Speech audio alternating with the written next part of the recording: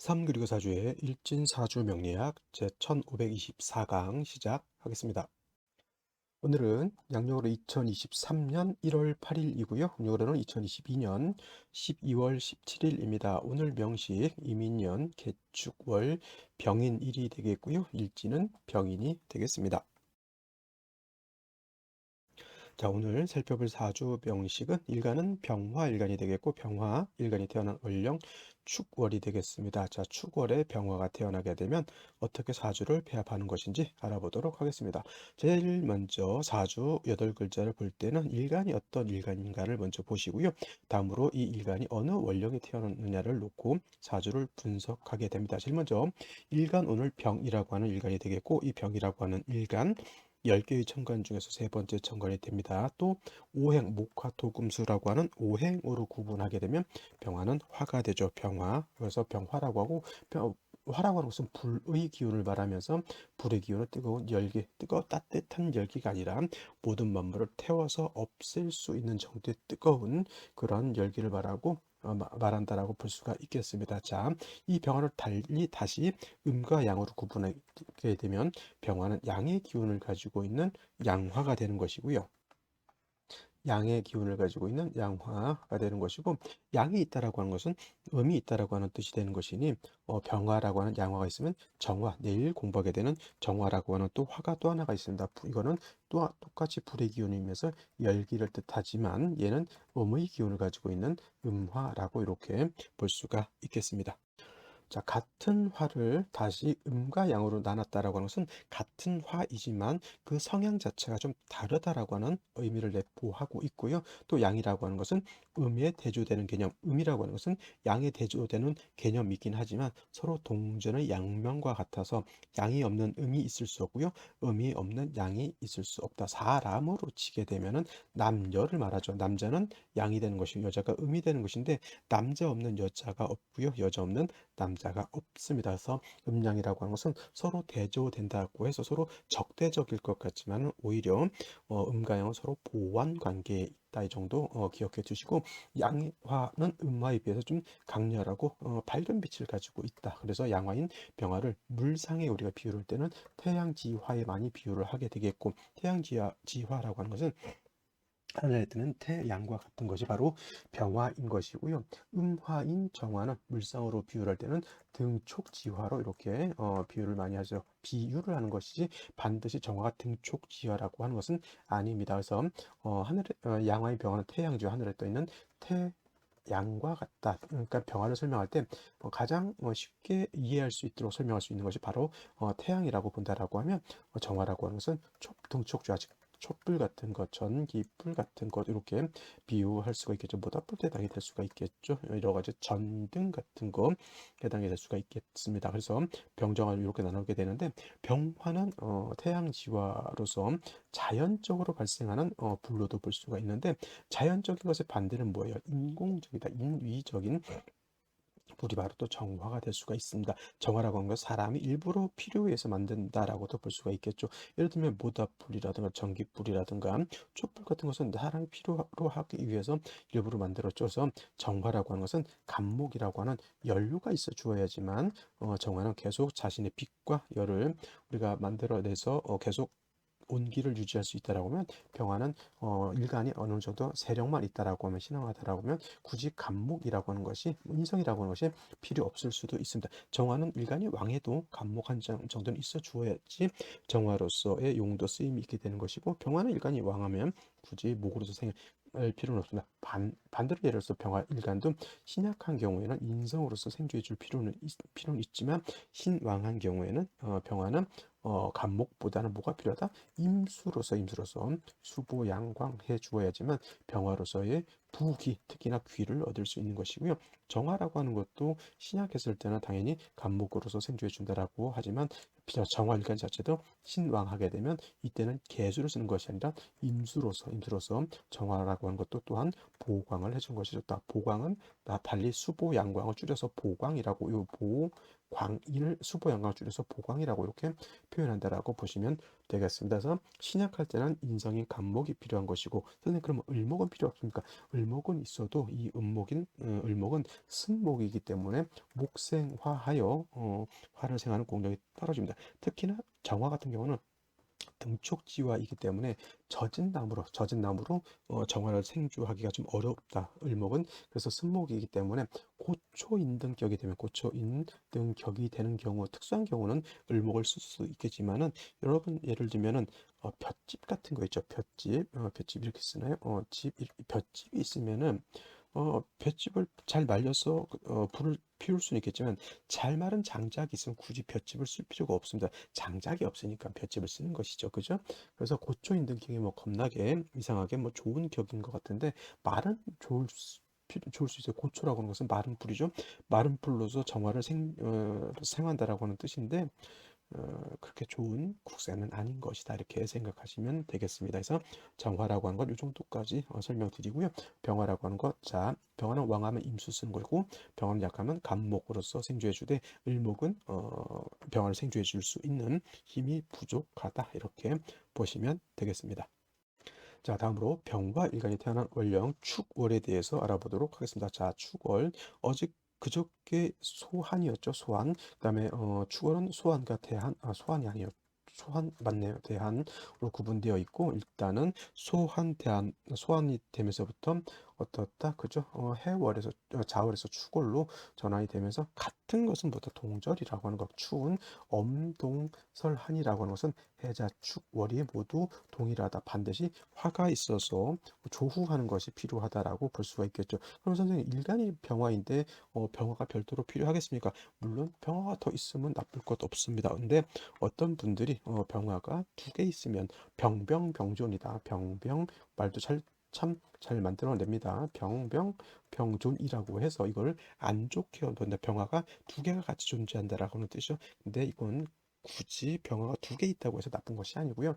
일간 병화가 약하면 비견인 병화가 있는 것이 좋은 것이고, 병화 일간이 예를 들어서 4월, 5월 같은 때 일간이 왕할 때 태어나면, 그때는 비견 겁재가 있어서는 도움이 되지 않는다, 이렇게 생각하셔야지, 무조건 어느 월에 태어났는지 상관없이 병화가 두 개 있어 하늘에 태양 하나일 수밖에 없다, 이렇게 생각하시면 안 된다라고 하는 거. 병화가 있으면 좋지만 없다라고 하면 일간 자체가 병화이기 때문에 크게 문제될 바는 아니다라고 하고요. 일단 중요한 것은 해자 축월은 동절이 춥다라고 하는 거. 그다음에 해자 축월이 원래 본시 수왕절이 되죠. 수가 왕한 계절이지만, 축월은 토가 왕한 계절이다. 토왕절이 된다. 반대로 화는 해월이면 여기가 절지가 되는 것이고, 자월이면 여기가 절퇴지가 되는 것이고, 그 다음에 지금 축월이면 여기가 양지가 되죠. 양지가 되면 병화가 세력이 있다, 이렇게 볼 수도 있겠지만, 양지는 아직도 병화의 기운이 그렇게 왕하지 않고요. 또 월령 자체가 토가 왕하다 보니까 병화가 약하지 않은데, 토하게 되면, 내가 힘이 있을 때 토를 생하는 것은 문제가 되지 않지만, 내가 힘이 약할 때 토를 생하는 것은 내가 생하는 것이 아니라 토가 병화의 기운을 갖다가 설기한다, 이렇게 보게 되겠고, 특히나 병화라든가 정화라든가 토가 많아지게 되면 회기무광하기 때문에 좋지 못하다, 이렇게 볼 수가 있겠습니다. 해서 축월의 병화가 태어나게 되면 일간은 약하고 식인상관이 왕하게 돼서 약한 병화가 더욱 약해지게 되죠. 명리상에 보면은 축월의 병화는 뭐 태양시와 같기 때문에 임수를 써서 당연히 수보양광 해준다라고 하는 것을 좋아하지만, 그 전제가 되는 것은 임수를 바로 봐서는 안 되고요. 반드시 뭐가 있어줘야 된다? 그렇죠. 반드시 먼저 인성인 간목이 있어 주어야지만 이 간목으로서 병화를 생주하죠. 이거는 뭐다? 목생화해서 약간 병화를 갖다 조해주는 역할을 하고, 또 목이라고 하는 것은 목극토하죠. 원령의 토가 많은 것은 많으면 많을수록 병화의 빛을 가리기 때문에, 목으로서 토를 억제시켜 주게 되면 병화가 토가 병화를 갖다 회강하는 것, 그 다음에 토가 병화의 기운을 뺏어가는 것을 막아낼 수가 있게 됩니다.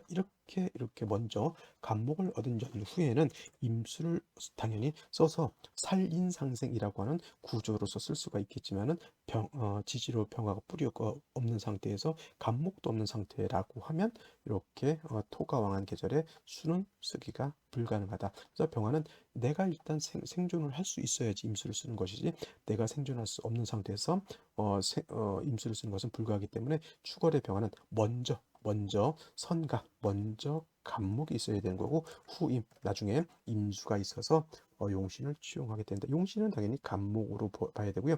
그 다음에 임수는 병화를 갖다 보강해주는 용도로 쓰게 된다 정도 기억해 두시면 되겠습니다.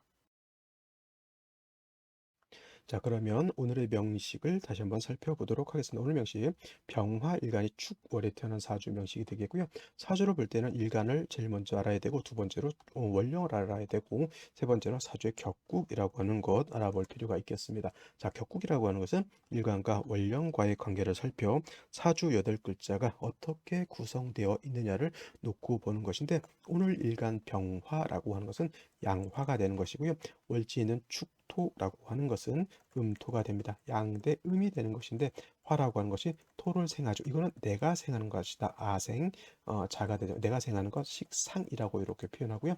식상은 다시 식신과 상관으로 이렇게 구분해 볼 수가 있겠습니다. 자, 식신이라고 하는 것은 일관과 상관과의 관계가, 일관과 식상과의 관계가 음대양 또는 양대양 또는 음대음이 되면 이거는 식신이라고 하고요. 그 다음에 상관이라고 하는 것은 일관과 식상과의 관계가 양대음 또는 음대 양으로서 음양의 조화가 맞은 상관이라고 하는데, 오늘 같은 경우에는 양화가 음토를 받기 때문에 음양의 조화가 맞습니다. 그래서 이거는 상관격이 되는 것이다. 단 중요한 것, 축월은 토왕절임에 반해서 화는 약하기 때문에 화생토해서 상관격이 된다 하더라도 설기태과한 사주가 되는 거고, 달리 표현했을 때는 화토진상관격이 된다 이렇게 볼 수가 있겠죠. 진짜가 붙는다, 진짜 상관격이다라고 하는 뜻이고, 쉽게 말하면 일간이 약하고 상관이 왕한 것 말합니다. 예를 들어서 간목 오월생 있죠. 이것도 목화진상관이 되는 것이고,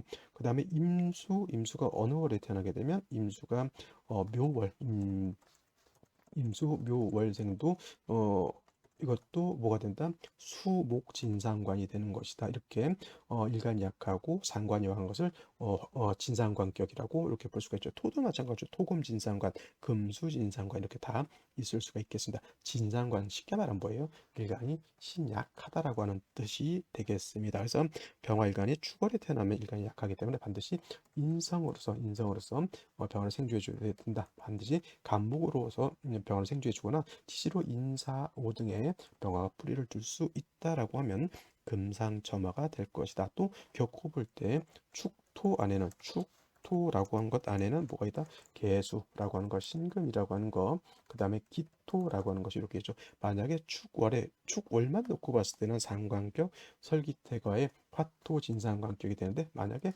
개수가 투출된다라고 하면 이거는 격이 상관격이 아니라 정관격으로 바뀌죠. 일간이 약하고 관이 왕해지는 신약관왕한 사주가 되는 것이고요. 만약에 여기서 신금이 투출을 하게 된다 그러면 이거는 격이 정제격으로 바뀌고, 일간이 약해고 재성이 왕하니 재다 신약한 국세가 될 수도 있게 된다라고 하는 것. 어느 격이 됐든 예를 들면 정관격이 됐든 아니면 정제격이 됐든 상관격이 됐든 중요한 건 뭐예요? 병화 자체가 너무 신약하다라고 하는 뜻이 되겠습니다. 반드시 약한 병화를 생조해 준 연후에 뭘 한다? 임수로서 보강한다. 자, 월간의 개수가 도출했죠. 그러면 격은 어떻게 됩니까? 상관격이 아니라 정관격의 일간이 약한 그런 국사가 되는 것이고, 임수가 연관에 다시 또 투출합니다.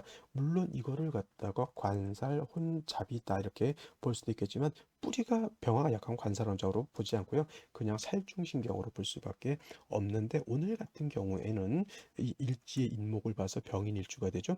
그 다음에 연지에도 인목을 봐서 이렇게 병화가 인 두 개의 뿌리를 둘 수 있다라고 하면 능히 병화가 임수 개수를 다 감당할 수 있는데, 이런 경우에는 뭐 관사론적으로 봐도 문제가 되지 않습니다. 이때 계속 임수가 있으면 어떤 것이 병화한테는 도움이 될까요? 이때 임계수는 아까도 말씀드렸던 것처럼 병화는 세력이 있으면 임수를 치용하지 개수를 치용하지 않는다. 얘가 정관이지만 병화는 개수가 안 좋은 것이고 임수가 좋은 것이다. 이렇게 놓고 보면 되겠습니다. 그래서 이렇게 3주까지만 놓고 봤을 때 어저께 을축일주하고 오늘 병인일주는 어저께 을축일주는 이가 좀 약한 걸로 봤지만은 이렇게 임목 두 개가 있으면 병화가 어느 정도 세력을 갖추었다 이렇게 볼 수가 있게 되는 겁니다. 자, 그러면 생시를 보도록 하겠습니다.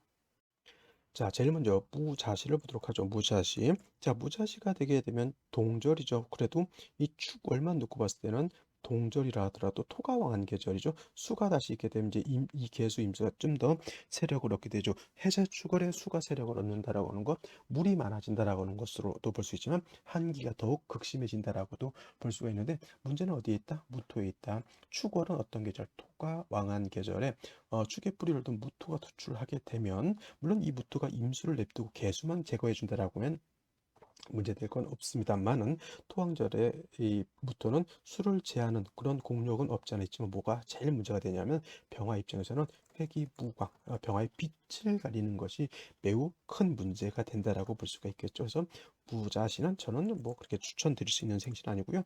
무자시보다 더 안 좋은 생시는 바로 무술시가 되죠. 이 무토는 시지의 술토 그다음에 월지의 축토의 뿌리를 뒀기 때문에 수도 관살을 너무 과하게 제하게 되는 것이고 그 다음에 병화를 무자시보다도 더욱 심각하게 회강하게 되는 것이니 절대 무술시는 저는 추천드리지 않고 기축시도 마찬가지입니다. 기축시도 이 기토는 임수를 탁하게 하고요. 개수는 제거시켜줘서 좋겠지만 그다음에 축월에 축토가 있고 다시 기토 투출하게 되면 무토만큼은 아니지만 이것도 회광하는 그런 문제가 있게 된다. 오히려 상관경관의 문제도 나타날 수가 있게 되는 것이고요. 경인시 같은 경우에는 지지로 인목 세 개가 있죠. 연지, 일지, 시지 이렇게 되면 일간 병화가 뭐 거의 약한 거 아니고 이 정도는 어떻게 되냐면 화는 없지만 신강사주로 바뀌었다라고 이렇게 볼 수가 있겠고 오히려 이런 경우에는 수를 용신으로 써야 될 것이죠. 그래서 임수를 용신으로 쓰고 개수는 병이 되는 것이나 축의 뿌리를 둔 경금이 투출해서 수를 생기는 것은 나쁘지 않다. 이거는 오히려 신강사주이기 때문에 임수용신의 경금을 신으로 써야 되는 그런 사주. 그럼 운을 어디로 가야 된다? 목화운으로 가는 것이 아니라 금수운으로 가야 되는 것이고 임진시 같은 경우에는 이런 경우에도 나쁘지 않게 임수 다시 투출되어 있죠. 이것도 따지고 보면 관살은 잡으로 볼 수 있어요. 관살혼 잡으로 볼 수가 있다. 그래서 임수 두 개 있는 것은 나쁘지 않지만 개수가 있는 것은 썩 도움이 되지 않겠다. 이런 경우에는 제가 봤을 때도 금손으로 가도 나쁠 것 같지 않지만 무시 때문에 인신충되는 것은 좀 좋지 못하고요. 목화운으로 가게 되면 일간이 너무 왕해지는 그런 단점이 있다. 그래서 임진시 같은 경우는 딱히 어디가 좋다라고 보기는 어려운데 만약에 선생님이 예를 들어서 이렇게 사주가 구성되어 있다라고 하면 목화운이 더 좋아 보입니까? 아니면 금수운이 더 좋아 보입니까? 이렇게 놓고 본다라고 하면 저는 좀 그렇게 제가 봤을 때는 안정적인 것은 목화운이 좀 좋아 보이지만 그래도 저는 금수운이 좀 낫지 않을까라는 생각을 한번 해보게 됩니다. 근데 이렇게 좀 어느 운이 명확하게 좋다라고 보기가 어려울 때는 좀 애매하죠. 그러면 약간 피하는 것이 상책이다 이렇게 저는 생각하고요. 그래서 임진시 같은 경우는 좀 추천을 저는 하기가 어렵다. 근데 안정적이다라고 하면 목화운으로 저는 생각을 해서 잡아줄 수는 있을 것 같고요. 겨사시 같은 경우도 역시 사이부를 병화뒀기 때문에 일간이 왕하고 역시나 이것도 관살 혼잡을 피할 수는 없을 것이다. 갑오시 같은 경우 이거는 100% 목화운으로 가야 되는 것이 아니라 금수운으로 가야 된다. 개사시 같은 경우는 모르겠지만 뭐 임진 개사시는 모르겠지만 개사시 같은 경우에도 저는 금수운으로 목화운보다는 금수운이 좋을 것이고요. 갑오시 을미시도 이거는 목화운보다는 금수운으로 가야 된다. 병신시 같은 경우에는 시가 약간 발음이 안 좋지만 인신충되는 건 좋지 못합니다. 인신충됨으로 인해서 이 병화가 두 군데 뿌리를 뒀어야 되는데 한 군데 뿌리가 날아가 버리죠. 이렇게 되면은 금이 다시 있기 때문에 이거는 어디로 가야 된다? 목화운으로 가는 것이 좋은데 이 인신충되는 것이 이 사주에서는 가장 큰 결점이 된다 이렇게 보시면 되겠습니다. 그러니까 쉽게 말하면 뭐예요? 병신신을 잡아야 된다, 안 된다, 안 된다. 저는 절대 이렇게 이런 날은 병신씨 잡지 않고요. 차라리 뭐 갑옷이 딸 같은 경우는 갑옷이 정도 잡아서 잡는 게 좋겠고, 예를 들면 뭐 아들이다라고 봤을 때는 아들은 참 애매하네요. 아들 같은 경우 저는 그냥 임진시 정도 이렇게 잡는 게 그냥 무난하지 않을까. 원래는 아들이면은 원래 병신시를 잡는 것이 좋은데 이 인신충 때문에 잡지를 못하죠. 그래서 남자 임진, 여자 갑오 이렇게 생각하면 뭐 가장 무난하지 않을까라는 생각을 해보게 됩니다. 자, 오늘 여기까지 설명드리도록 하고요. 저는 내일 또 찾아뵙도록 하겠습니다. 일요일 잘 쉬시길 바랍니다. 감사합니다.